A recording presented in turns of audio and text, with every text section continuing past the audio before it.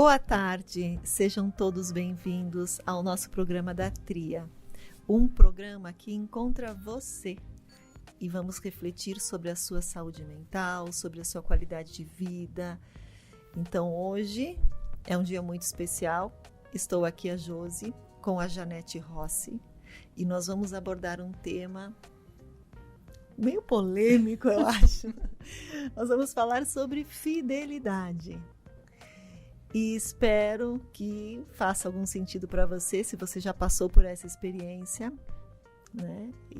Ou então como evitá-la de alguma forma. Então sejam bem-vindos, bem-vinda, Janete. Obrigada, Josi. Obrigada a todos que nos assistem aqui na Tria.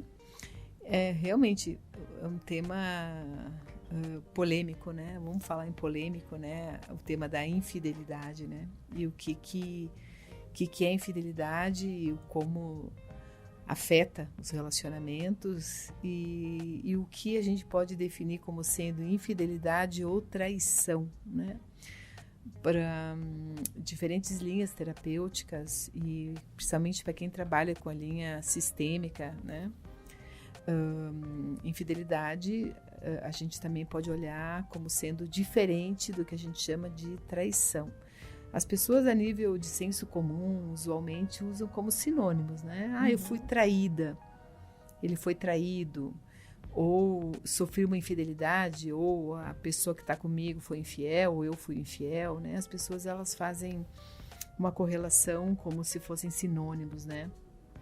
Mas eu acho importante a gente poder olhar isso de uma forma um pouquinho mais ampla, amplificar um pouco esses conceitos de infidelidade e traição, né? Porque se a gente for olhar um pouquinho, a palavra traição, né, tem um contexto um pouco diferente. E a gente, inclusive, utiliza a palavra traição dentro dos relacionamentos, não necessariamente amorosos, mas nos relacionamentos interpessoais. Então, assim, é como se tu, digamos assim, que tu contasse um segredo para uma amiga e essa amiga conta para alguém e tu diz, essa amiga me traiu.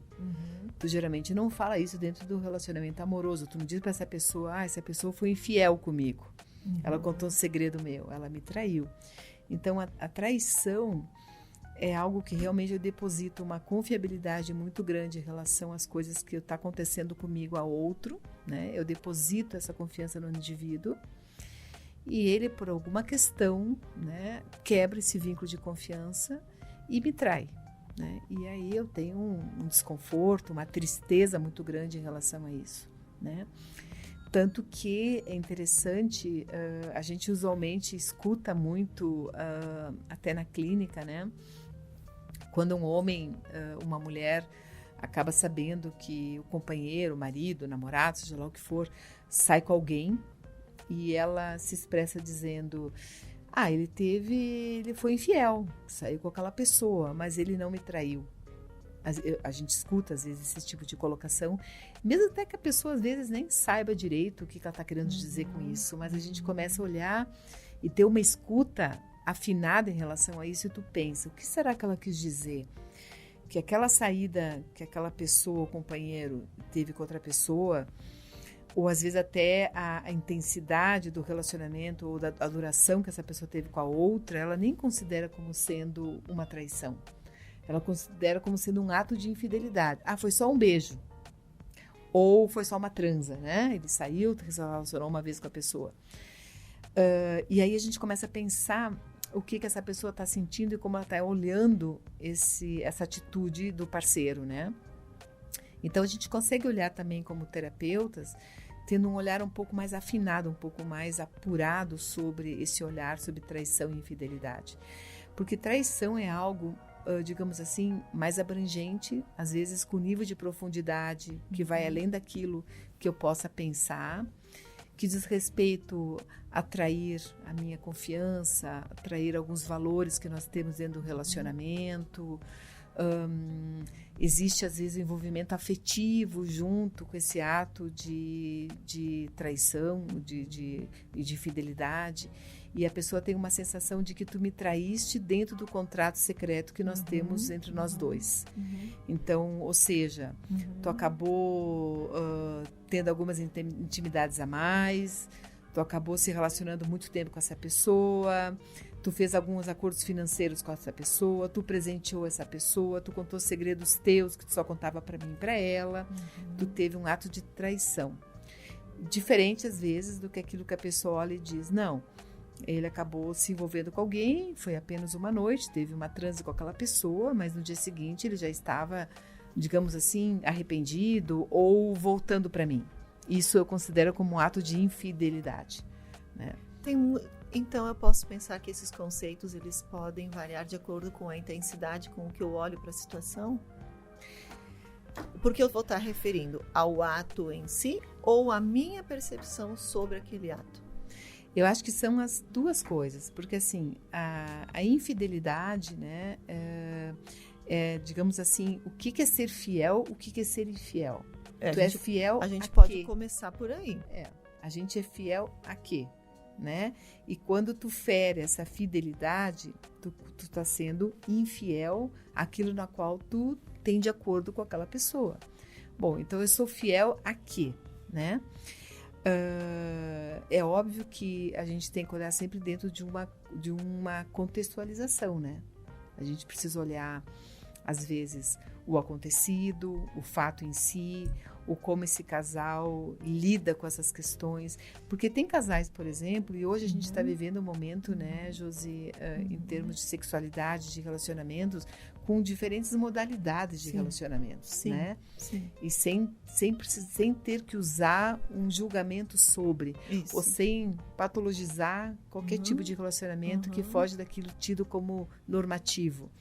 Então, por exemplo, existe hoje acordos conjugais, principalmente de gerações mais novas, né? Geração milênio, geração Y, geração que estão por aí de 30, 25, 40 anos, onde tem muitas modalidades de relacionamentos tidos como relacionamentos abertos. E outro tipo também de relacionamento chamado relacionamento de poliamor. Isso aí também a gente tem contextualizações diferentes, né? No relacionamento aberto, a gente não fala muito em traição, a gente fala de ato de infidelidade com consentimentos. Se é consentimento, deixa de ser, inclusive, infidelidade. Né? Que não tem quebra de contrato. Exato. Só que dentro dessa modalidade de relacionamento aberto, aonde me relaciono com alguém e passo a ter um affair, passo a ter uma paixão, passo a ter um tesão por uma pessoa e eu passo a ter um relacionamento com essa pessoa, às vezes não só sexual, até um relacionamento. No momento que eu tenho uma relação amorosa com essa pessoa, eu passo do relacionamento aberto e passo para ter um poliamor. Quando eu entro para o poliamor, né, eu posso ter às vezes, frente ao parceiro que eu tenho um contrato, um olhar desse parceiro para comigo de que eu estou o traindo e não apenas tendo relacionamentos abertos. O poliamor seria eu amar duas pessoas. Me envolver emocionalmente. Me envolver emocionalmente. E para algumas pessoas, se envolver emocionalmente tem muito mais a ver com um ato de traição do que um ato de infidelidade. Tanto que a gente fala, o indivíduo foi infiel, ele pulou a cerca. Como se dizia uma vez, né? Ele pulou a cerca. Mas se pulou a cerca, foi só uma vez, perdoa, volta para ele, não vai acabar um casamento de tantos anos. Porque o indivíduo saiu com a fulana, com a ciclana, ou de repente se encontrou com uma ex-namorada, uma ex-noiva, acabou passando uma noite com ela. Isso foi um ato de infidelidade, perdoa. Agora, quando essa pessoa diz, não, mas peraí, eu me apaixonei por ela, eu estou amando essa pessoa. A sensação é de que tu está traindo tudo aquilo que nós construímos ao longo de uma vida. O sentimento. Tu está amando a ela e a mim. Nosso contrato não requer amor por um terceiro. E aí que a gente usa um pouco mais do contexto da traição, porque tu tá traindo, não é só a questão corpórea de uma relação, é outras coisas que estão em jogo nessa relação, né? Tudo vai depender muito de como a gente percebe os contratos que a gente faz. E também tem os contratos ocultos, né, Janete? Onde ambos traem, de forma não declarada, então existe uma autorização por trás. Para muitos isso parece que mantém o casamento. Talvez supra algo que ali não seja preenchido. E nesses casos não seja nem percebido como uma infidelidade ou traição. Tu sabe quando tu fala em acordos ocultos, né? A gente chama muito em psicologia sistêmica dos acordos secretos, né? Dos contratos secretos. Bom, se é um contrato secreto, o nome já diz, né? É um contrato que eu faço com o outro sem que eu tenha, inclusive, consciência do contrato que eu estou fazendo, eu com ele, ele comigo. É secreto. Esse contrato secreto, às vezes, envolve essa questão do tipo assim, tu sempre teve várias mulheres e casou comigo, e tu sempre teve muitos namorados, muitos homens e casaste comigo. Então, de certa forma, apesar de nós nos amarmos e resolvermos vivermos juntos e casarmos, aquela coisa toda, talvez o nosso contrato secreto seja, você continuará tendo várias mulheres, eu continuarei tendo vários homens. Esse é o contrato secreto. Enquanto esse contrato é secreto e as coisas andam num outro submundo, num outro limiar de consciência, no mundo da inconsciência, o casamento permanece. E o casamento se faz dentro dos moldes que o contrato, que deixou de ser, que existe um outro contrato, né, do tipo assim, o contrato aquele que se faz, inclusive, para quem faz o casamento, digamos, religioso, né, ou civil, né.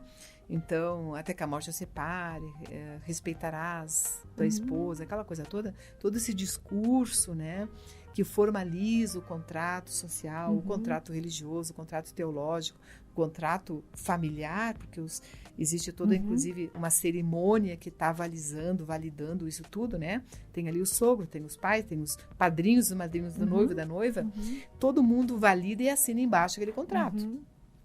O contrato secreto, só quem tem são os noivos, né?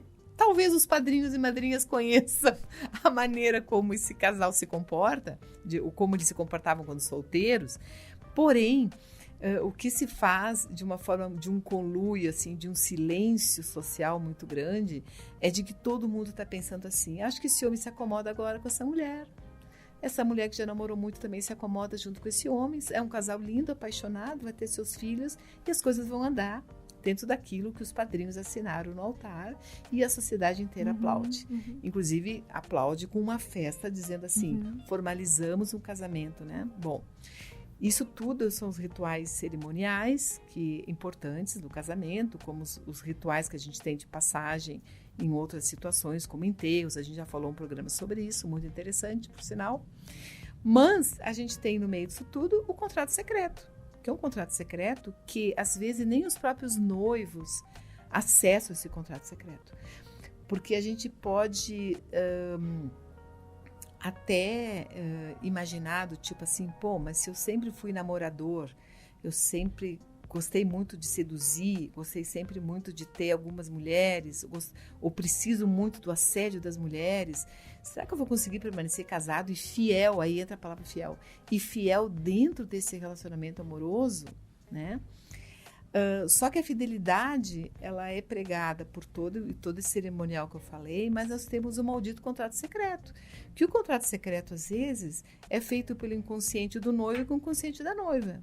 Quando os inconscientes, eles conseguem conversar entre eles, porque o inconsciente de um está sempre conversando com o inconsciente do outro, inclusive numa sessão de análise, o inconsciente do terapeuta conversa com o inconsciente do paciente e vice-versa, eu fico imaginando assim o inconsciente deles falando, bom, então como é que a gente faz com todo esse conteúdo? A gente deixa de lado porque casou? Ou a gente continua fazendo as nossas coisas de uma maneira que isso não precise vir à tona? Portanto, a infidelidade e o processo de traição, vocês podem notar que socialmente é um processo sempre velado, né? Se alguém tem uma amante, essa pessoa não, esse affair, eu gosto de chamar até mais affair, amante é um termo tão, às vezes, pejorativo, tão mal visto, né, socialmente, a sociedade julga tanto, né, tudo. Mas quando uma pessoa tem alguém, um terceiro dentro da jogada, essa pessoa, se não está dentro do acordo do contrato, do casamento aberto, essa pessoa geralmente ela é posta de lado, né? Ela não aparece na sociedade, ela não pode ser vista.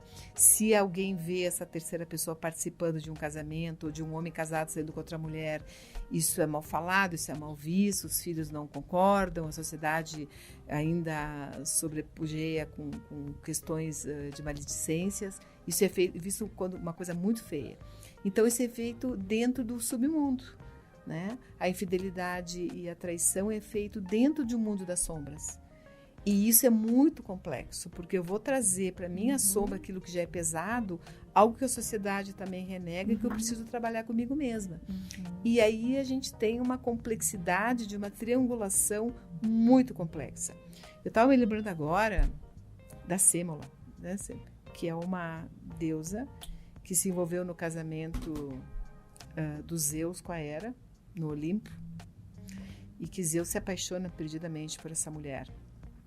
E o autor faz uma relação muito interessante dessa trilogia entre Zeus, Hera e Sêmola, que é essa deusa que Zeus realmente se apaixona muito. Zeus tem muitas amantes, né?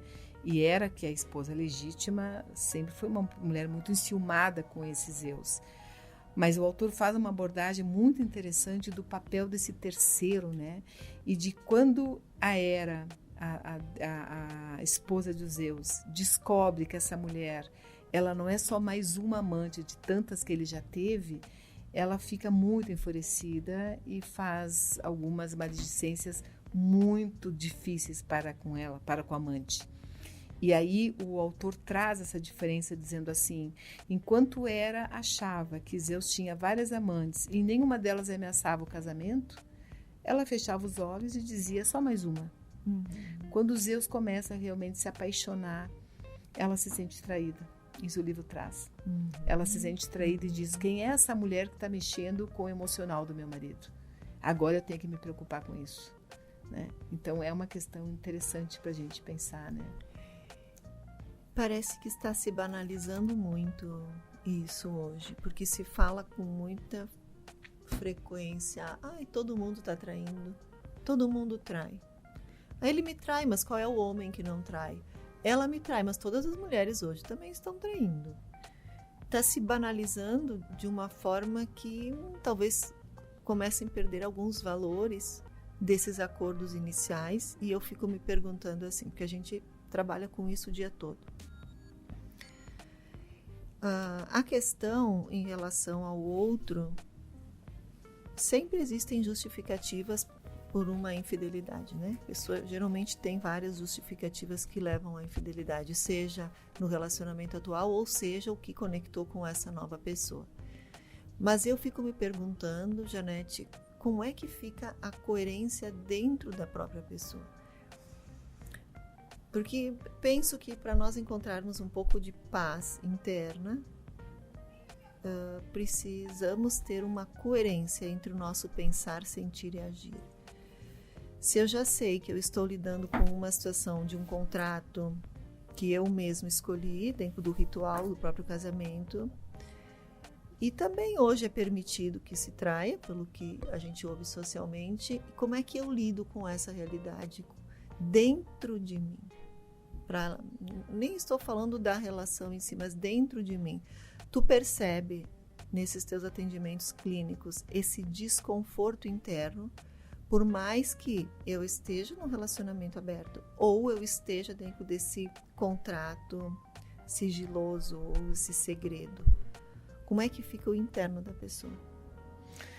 Quando tu fala da congruência entre o pensar, o sentir e o agir, uma relação de um contrato quebrado, de um contrato estipulado e consciente entre um casal, onde não há espaço para um terceiro enquanto eles estão amando e se apaixonando. No momento que entra um terceiro, a primeira coisa que eu percebo é o indivíduo dar-se conta de que ele está no processo de incongruência. Ou seja, eu estou fazendo algo que... E às vezes até a congruência entre o sentir e o fazer está ok. Eu estou fazendo o que eu estou sentindo. Eu estou amando e eu estou fazendo. Mas o pensamento tem a ver com o fato de que não foi isso que eu contratei com a minha mulher. Não é isso que nós havíamos conversado sobre. E aí eu estou num processo de incongruência e realmente a incongruência me leva a um estado de desorganização, a um estado de estupor, às vezes a transtornos de personalidade, né? A gente vê um indivíduo muito ansioso, um indivíduo deprimido, um indivíduo que começa a mudar um comportamento por estar num estado de que Não era o que eu queria estar fazendo, mas eu estou sentindo e estou fazendo, mesmo que eu não consiga fazer diferente. Eu percebo que por melhor que seja esse relacionamento que está iniciando, porque tudo que é novo é interessante. É novo, apaixonante, etc. É interessante. Com certeza vai ser mais interessante que aquele relacionamento de 20, 30 anos. Mas o desconforto interno, ele é muito grande. Eu não digo que ele prevaleça, porque se prevalecesse não continuaria na relação. Mas ele gera muito desconforto. E mesmo nos casos que eu já atendi de relacionamentos abertos, eu percebia um vazio muito grande, até de conexão da relação, uma falta. Por mais que eu digo, não, a gente acorda, tá tudo bem, não é um tudo bem. Não é inteiro, né? Não é inteiro. Não é inteiro, né? Não é inteiro. Não existe essa congruência mesmo quando é declarado relacionamento aberto. A sensação que eu tenho, tanto numa situação quanto em outra, é que a pessoa, ela fica paralisada naquele momento. Ela não evolui, nenhum e nem o outro relacionamento. Ela paralisa ali. Ela paralisa a própria vida, porque isso toma tanto espaço, tem que dar conta daquilo, que muitas vezes até o trabalho fica prejudicado, até as relações sociais ficam prejudicadas, e no relacionamento não evolui nem para frente nem para trás, nem numa e nem na outra. Sabe que acho que até um olhar que a gente pode fazer em outro programa, agora me vem à mente uma coisa que é muito frequente, que eu percebo em atendimentos, né, e conversando com pessoas no dia a dia, o senso comum, a questão da internet, né? Então, assim, o que as pessoas me perguntam às vezes? Do tipo assim, nosso casamento é muito bom, nosso relacionamento, porém, a minha mulher continua falando com um amigo especial. Isso aí. Ou, hoje em dia está tão fácil ela conversar com o ex-marido ou com a ex-esposa. Qualquer questão que tem com aquele filho do primeiro casamento, o marido está ligando. Ou está mandando mensagem de madrugada, olha, o filho está com febre. E eu, como companheiro, fico pensando, minha esposa dormindo comigo, recebendo mensagens do ex-marido de que o filho que está com ele essa semana está com febre. Como é que eu me sinto tendo esse homem o tempo inteiro dentro da nossa relação? Porque uma coisa é tu ter uma guarda compartilhada, aonde há muitos anos atrás, antes do advento da cibernética, da internet, do online, do WhatsApp e tudo mais, tu conversava com o ex-cônjuge uma vez por semana, quando ia pegar o filho na porta de casa, ou mandava algum recado. Hoje, com o WhatsApp, com o Instagram, as mensagens são frequentes. E a gente sabe também que, às vezes, uma separação é uma separação de corpos, uma separação judicial, mas não uma separação emocional. O indivíduo continua, às vezes, se sentindo casado.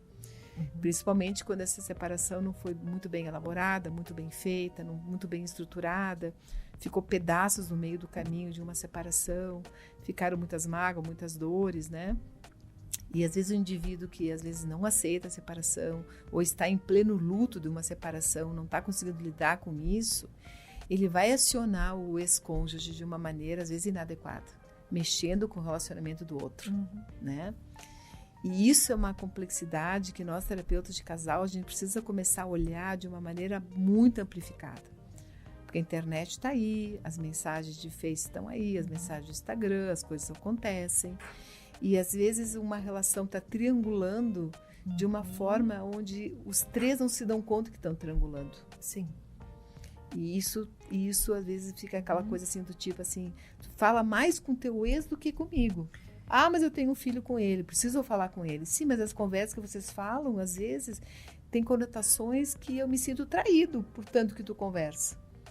Vem até a palavra muito mais traição do que infidelidade. Sim. A pessoa sabe que tu não está saindo com teu ex, mas tu está conversando tanto com o ex que o outro diz, eu me sinto traído porque tu conversa coisas com ele, não conversa comigo. Então, isso está aparecendo muito frequentemente, né? E esse terceiro, não só o ex, mas pessoas legais que eu começo a conversar. Claro. E eu escuto muito, mas eu não estou traindo, nós estamos só conversando. A gente é amigo, a gente conversa várias coisas, mas eu não sei. Tu nota que entra a palavra traição aí, não entra infidelidade. Não, tu tá conversando com um amigo, tu tá... Eu não tô traindo. É, A pessoa fala, eu não tô sendo infiel, eu não tô saindo. Isso. Mas traindo, às vezes, cabe do tipo assim, como é que tu tá falando com esse amigo que tu recém conheceu sobre coisas que tu ainda não conversou comigo? E aí a pergunta, geralmente, das pessoas é, mas isso seria... a preocupação que eu carrego quando vem esse tipo de situação é o seguinte. Primeiro, por que tá abrindo essa porta? Porque nós somos vulneráveis. E nós somos movidos ainda muito por instintos, desejos, e hoje a oferta está muito grande para todos os lados. Está muito fácil hoje ser infiel. Uma vez tu precisava fazer um esforço muito grande, agora tu só pega o celular e em 5 minutos tu já acha alguém para se relacionar. Então, se eu não quero abrir essa porta, por que eu vou espiar o que tem aí? Porque imagino que, Janete, a gente acaba, quando entra numa relação nova, entra toda uma espécie de encantamento, de fascínio pelo novo, né? De eu ouvir coisas que eu talvez não escute do meu marido, ou por querer ter as sensações de ser desejada ainda. E esse encantamento muitas vezes nos cega, inclusive na percepção de eu estar fazendo algo errado. Porque eu estou só conversando, mas fazem 3 meses que vocês estão conversando todos os dias. Não, mas nunca aconteceu nada. Até quando? Até quando não vai acontecer nada? Então, se eu não quero viver isso, essa relação triangular, por que eu estou abrindo essa porta, onde facilmente, depois que ela abrir, eu vou ser engolida por ela? Então, o que acontece ali, Janete, na tua percepção? Por que essas portas se abrem? O que tem de busca ali? E tu percebe que quando a pessoa está alienada nessa relação, nós como terapeutas ficamos muito amarradas no que fazer, porque não tem o que tu diga que a pessoa saia daquele encantamento, né? E eu digo inclusive isso, não tem nada que eu possa te falar que vai fazer com que tu acorde disso que tu está vivendo. E às vezes deixa para trás, ignora simplesmente 20, 30 anos de um relacionamento bacana com uma pessoa, toda uma história, todos os sonhos que se tinha ainda, em nome de uma paixão enlouquecedora. E às vezes nem encontrou a pessoa ainda. Claro. Sabe o que tu estava falando? Eu estava pensando em várias coisas, assim, né? Inclusive eu estava pensando na nossa dificuldade, às vezes, né, como seres humanos, de termos amigos do sexo oposto. Né? Porque às vezes literalmente tu tem um amigo do sexo oposto, tu tem realmente um amigo homem e esse homem tem uma amiga mulher, e não necessariamente alguma coisa vai acontecer a nível amoroso entre os dois, né? Mas o ser humano não se permite ter verdadeiramente um amigo, não, né? O Costardi dizia que não existia. Se não for irmão, pai e mãe, esquece, todo mundo é vítima. Pois é. Embora eu questione isso, né? Eu questione porque eu acho que existe amigos do peito, de coração, que tu não tem atração física nenhuma. Mas aí tem esse detalhe. Né? Aí tem esse detalhe. Que não tem atração física. Mas muitos amigos que se tem, não se tem atração física, né? Alguns realmente são amigos que tu poderia tê-los como uma pessoa, olhar o ser humano pelo ser humano, não pelo gênero, mas né? Tu já descartou o fato da pessoa ser mais interessante, aos meus olhos. Eu acredito acredito que haja, né? Eu tenho amigos homens que são fantásticos, assim, né? E que tem algumas conversas que eu tenho que ter com um homem, que eu gosto de trocar com esse amigo, né? De escrever para ele, como é que tu vê essa situação? E ele me escreve, eu vejo como homem assim, Janete. E acho essa troca muito rica, né? Mas tem também aquilo que tu colocou antes, que é de se pensar quando tu fala assim, né? Por que abrir essa porta, do perigo de abrir a porta, né? Porque a escolha de ter alguém além de é uma escolha tua, é uma decisão tua, né? De avançar, de continuar, de seduzir, né? Aquela coisa toda é uma decisão tua, né?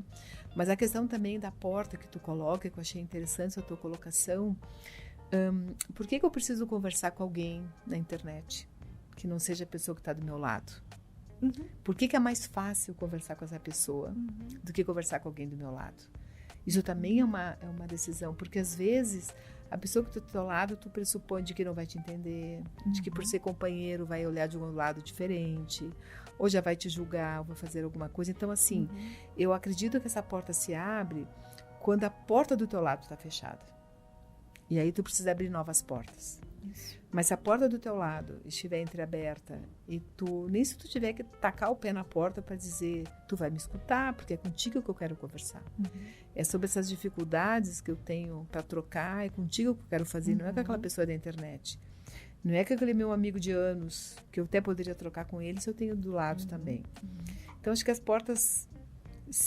existe a porta aberta de um lado quando alguma outra está fechada. Também acredito. Acredito. E aí cabe muito ao casal olhar para isso, né? Porque enquanto eu culpo o outro, eu deixo de olhar para a relação a dois. O que nós deixamos passar? Sempre nós, né? A gente Nunca vê, é um a gente só, vê às né? vezes no restaurante, né, Josi, assim, no restaurante ou no shopping, qualquer lugar que a gente vá ver numa festa, casamento, a gente vê o casal sentado de frente um pro outro e ambos no celular. Ambos teclando. Eu só estou respondendo aqui. Não, já vou acabar. Não, mas é trabalho, não posso deixar de responder uma mensagem de trabalho. É um paciente, não sei o quê. Eu fico pensando, isso também não é uma traição para com o outro? Eu estar aparentemente disponibilizada para estar com o outro numa festa e eu estar vinculada ao meu trabalho ou a algum amigo e não a ele? Não é uma espécie de traição? Aí entra bem a palavra traição. Eu estou sendo infiel com o meu trabalho. Não, eu estou te traindo com o meu trabalho. Eu estou, na realidade, priorizando alguma coisa que nesse momento não poderia ser meu trabalho. Eu não posso resolver alguma coisa que eu posso resolver amanhã numa janta, estando com meu companheiro jantando e querendo resolver coisas do meu trabalho que amanhã eu posso fazê-lo. Aí sim entra muito a palavra traição. Eu estou te traindo com o trabalho. Eu não estou priorizando a ti. E a pessoa se sente pouco importante, né? Porque naquele momento tu não é a coisa mais importante naquele jantar. Geralmente o outro vai fazer o que? Bom, se ela tá optando em pegar o celular dela, eu vou pegar o meu. Vou pegar o meu e aí... Porque tem o sentimento de solidão, de desconexão. E tu sabe que até uma vez eu comentei aqui, né? Uma coisa que eu fazia e faço ainda, né? Quando a gente sai em família, com os filhos, sai com o pessoal tudo para jantar, de que podem levar o celular, pode, mas o primeiro que ligar o celular na mesa da janta paga a conta. Né? E isso mudou muito, porque ninguém quer pagar a conta, principalmente os filhos. Então, assim, eu acho legal, às vezes, dar um tema bobo, um homework para um casal, às vezes, né, de que o primeiro que realmente pegar o celular vai pagar a conta e vai pagar mais do que isso. Talvez vai pagar tudo, a gasolina, tudo que estiver acontecendo ao redor, as contas do mês, sei lá o quê. Como uma forma de dizer, eu preciso tanto que tu me priorize, que se tu não souber priorizar e não souber não pegar o teu celular enquanto estiveres comigo, tu vai ter uma retaliação. E que geralmente para o homem a retaliação no bolso dói para as pessoas, né? Então é algo que funciona. Porque o meu pedido é desesperado. Olhe para mim, esteja comigo, converse comigo. Mas eu estou comendo, qual é o problema de eu comer e olhar o celular? Enquanto tu come, tu não olha para mim. Tu pode olhar para o teu prato, olhar para mim e conversar comigo. Porque nós estamos jantando juntos, nós saímos para jantar. E isso é fundamental. Então, às vezes, pedir para o casal, né? Principalmente quando o casal tem atendimento e tentando resgatar a relação... Esses pequenos olhares, né, de dizer, deixa em casa o celular, a gente não precisa dele. E se a gente precisar dele, tá na bolsa, ninguém vai pegar da bolsa, né? Se precisar pegar um Uber, se precisar chamar um, né? Então, acho que a gente precisa olhar isso, assim, é uma forma de carinho também, de preservar a relação a dois, né? E de ser fiel dentro daqueles princípios, né? Sim, porque a hora que perder a conexão, sobra pouco. Desconectou... O que é desconexão, né? Sobra pouco. Desconectar... E vai acontecendo aos poucos, né, vai, Janete? Não é uma coisa que dá uma ruptura de um dia para o outro. Aí vem o casal buscando um auxílio para o divórcio e não sabem nem por quê.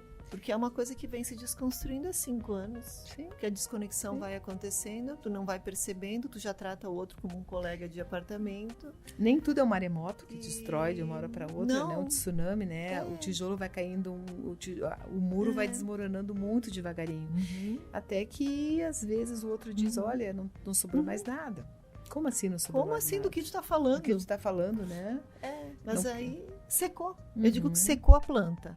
Depois que seca a planta, não adianta querer adubar. E aí fica aquela questão assim, né? Por isso que eu falei até que eu não gosto muito do termo amante, eu abomino esse termo, porque assim, parece que o amante, essa terceira pessoa, foi aquela que causou a quebra do muro. Foi aquela que deu o pé no muro, aquela que destruiu tijolo por tijolo. Isso. Na realidade, um terceiro nunca tem a capacidade de mexer com o teu muro e destruir o muro que tu construiu com o outro ao longo da vida. Então, a culpa não é do terceiro, né? É do como eu permito que esse muro se desmorone com alguém do meu lado e me ajudando a desmoronar juntos. Sim. Então, quando um terceiro entra na história, o muro já está desmoronado. Sim. Né? É que facilita, né? Porque eu não preciso olhar para mim. É mais fácil botar a culpa na fulana, no ciclano, do que dizer que eu participei muito na desconstrução disso tudo que a gente construiu ao longo da vida. Os dois, né? Os dois. O muro é feito pelos dois, né? Um pega a argamassa, outro pega o tijolo, pega o cimento, as pessoas vão construindo e ao mesmo tempo que elas constroem, as duas pessoas desconstroem. E eu escuto muito assim, eu tenho um professor que volta e meia a gente faz uns cursos em Buenos Aires com ele, né? Eu gosto muito da fala dele, né? Assim, ele coloca uma coisa muito interessante, né? Ele coloca o seguinte, assim, que enquanto o indivíduo estiver na posição de vítima, ele nunca vai crescer. Ele nunca vai poder enxergar no que ele contribuiu para que aquilo acontecesse. Então, enquanto eu disser o seguinte, mas eu não fiz nada, eu sou maravilhoso, eu só fiz tudo para esse homem, eu sempre fui maravilhosa como esposa, como é que ele pode fazer isso comigo? Enquanto eu estiver nessa retórica, nessa fala de vítima, eu não vou conseguir olhar e perceber que até o fato de eu não perceber o que acontecia com ele me faz ficar cega frente a uma situação que eu não poderia cegar. Sim, né? Sim. Olhar a minha parte. Olhar a minha parte. Até a parte das coisas que eu acho que eu fiz certo e no fundo não era o que o outro queria ou poderia ou estava querendo. Então, é muito, muito perigoso, né? Ele coloca muito essa questão da vítima, né? Muito bem colocado. Uma outra questão que também a gente lida. E o perdão dessa infidelidade. Como é que fica? Porque a traição tem como resgatar essa confiança que foi quebrada? Ou eu poderia comparar a traição a uma quebra de taça de cristal, que depois eu vou tentar colar? Sabe que me veio uma frase agora na cabeça, que eu não sei de quem é, mas não é minha. Se fosse minha, tudo bem, mas não é minha. E também uma frase que não me vem totalmente completa, mas é uma frase que eu retirei dentro de um filme que eu vi. Eu sou muito de ver filmes e ficar horas e horas em cima daquilo, né? Masturbação mental saudável, me parece que eu faço, né? E eu me lembro, assim, de uma cena de um filme que tratava sobre infidelidade, etc, etc. E que a terapeuta perguntou para a esposa traída, né? Você já perdoou o teu esposo? Você já conseguiu fazer esse movimento de perdão a ele? E ela olhou para a terapeuta e respondeu assim, eu não preciso perdoá-lo, porque ele nunca se perdoou. Então, assim, não há necessidade que eu o perdoe, porque se eu quiser que alguma coisa que ele passe mal, ou que ele se arrependa do que ele fez, está com ele. Então, não sou eu que tenho que perdoá-lo, é ele que não se perdoa. Então, pegando essa fala, a gente fica pensando assim, quem sou eu para perdoar o outro dentro de um processo de traição? Porque há várias formas de perdoar. Por exemplo, se eu sigo com essa pessoa que teve uma atitude de infidelidade para comigo, Eu tenho que estar muito bem comigo mesma. E não é perdoá-lo a ele, é perdoar das coisas que eu também contribuí para que ele fez o que ele fez. Difícil, né? É difícil. Porque se eu me dou conta que eu fui uma mulher negligente dentro do processo, que eu tive minhas culpas, que eu fui descuidada, que quantas vezes nós saímos para jantar e eu estive no celular atendendo pacientes enquanto ele esteve preocupado comigo, me esperando. Se eu consigo entender tudo isso, o perdão primeiro começa comigo. Porque se eu não conseguir me perdoar minhas atitudes, eu repetir isso, eu vou repetir isso em todos os relacionamentos que eu tiver. Então, o perdão é uma coisa muito mais intensa para comigo mesma. No momento que eu consigo dizer como eu fui negligente, como eu fui descuidada nesse relacionamento, o como eu não cuidei daquilo que eu precisava ter cuidado, o quanto eu não alimentei o afeto que eu tenho por esse homem, enquanto eu não entender esse processo, eu estou longe de poder perdoá-lo caso ele tenha feito ou cometido uma infidelidade comigo. Percebi várias situações de traição onde não tinha essa consciência da minha parte e logo a culpa está no outro. E eu volto mesmo assim para essa relação por alguma conveniência ou para torturar o outro na relação.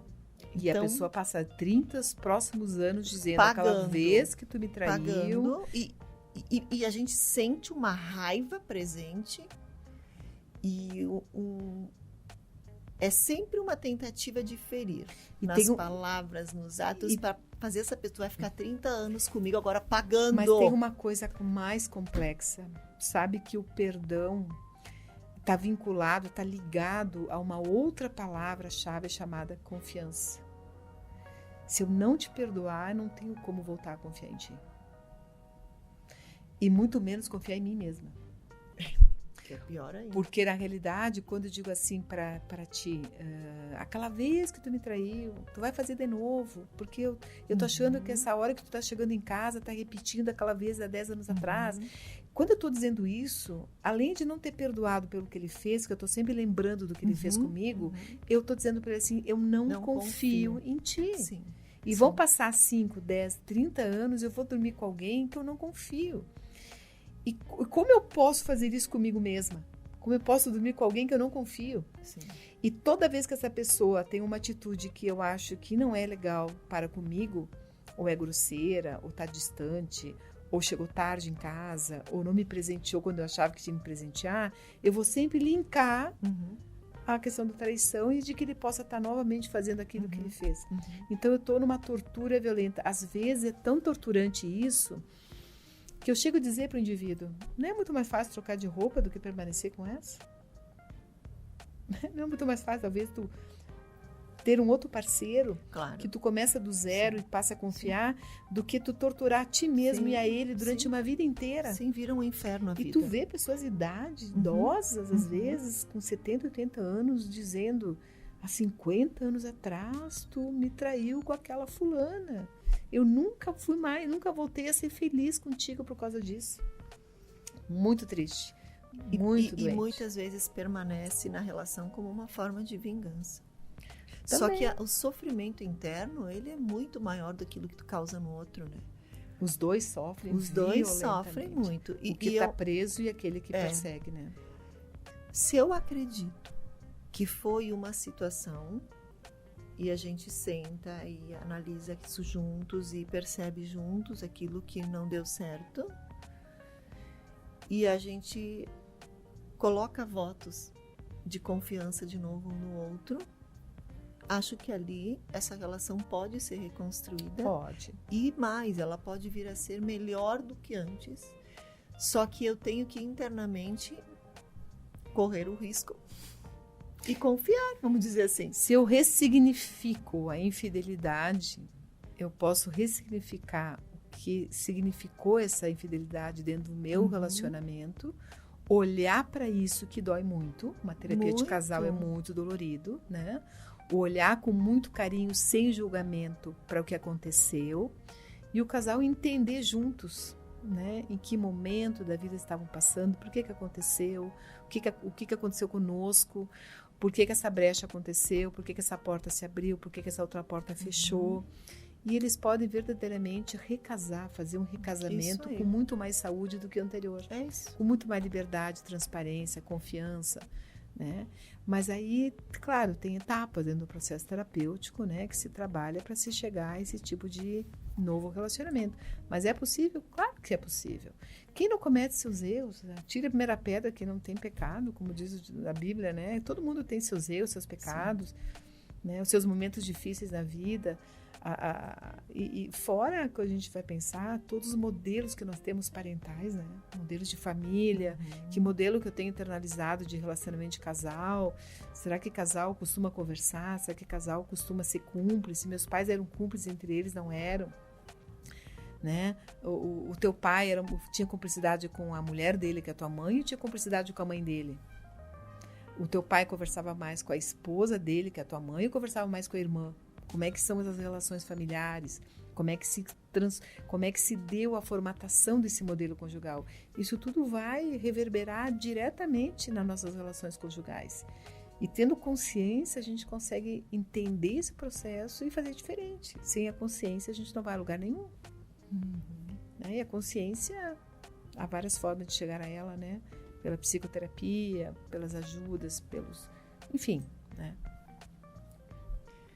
Complexo, né? Teria assunto para muito complexo, muito complexo. A gente nem falou do terceiro na relação. Sim, ainda, é verdade, né? verdade. Talvez numa próxima.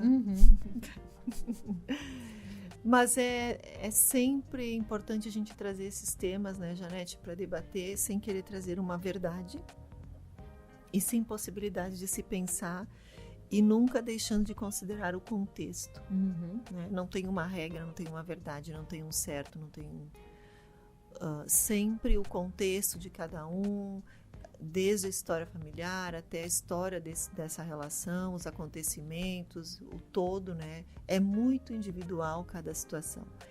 Mas, de qualquer forma, a gente espera ter ampliado, então, essa percepção, né?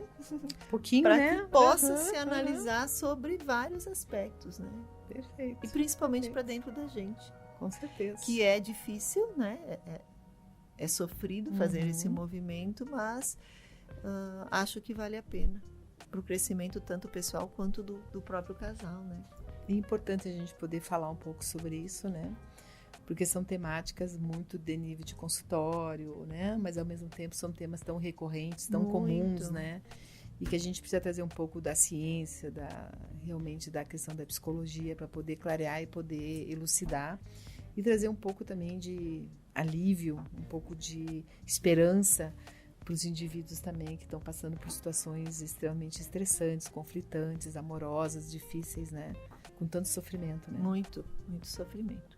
Ok. Então tá. Muito obrigada. Obrigada pelo papo. Adorei. Esperamos ter deixado algo novo dentro de você, para que você também amplie a sua percepção e a consciência sobre você mesmo, sobre a sua relação. E estamos aqui agradecendo de coração a sua presença. Se você não conseguiu assistir todo o nosso programa, você pode acompanhar ele na íntegra, tanto no YouTube quanto no Spotify, acessando o link Tria na Rede. Muito obrigada, tenha um bom dia. Grande abraço. Obrigada.